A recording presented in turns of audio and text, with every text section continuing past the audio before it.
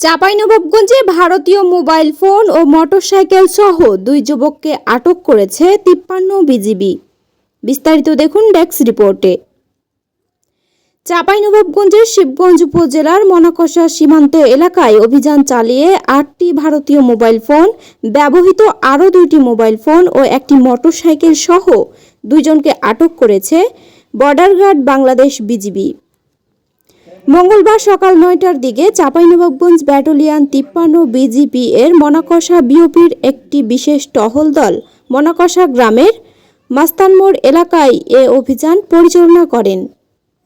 আটকরা হলেন পাটচোকা গ্রামের শাহিন আলম 20 ও মাহফুজ 17।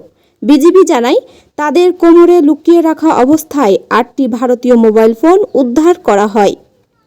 এছাড়াও তাদের ব্যবহৃত 2টি মোবাইল ফোন ও একটি মোটরসাইকেলও জব্দ করা হয়েছে। জব্দকৃত মালামালের আনুমানিক বাজার মূল্য 3,24,489 টাকা। আটক দুজন এবং জব্দকৃত আলামত শিবগঞ্জ থানায় হস্তান্তর করা হয়েছে। 53 বিজিবির অধিনায়ক লেফটেন্যান্ট কর্নেল কাজী মুস্তাফিজুর রহমান বলেন, সীমান্তে চোরাচালান, মাদক পাচার ও অন্যান্য অবৈধ কর্মকাণ্ড প্রতিরোধের জন্য বিজিবির অভিযান অব্যাহত রয়েছে।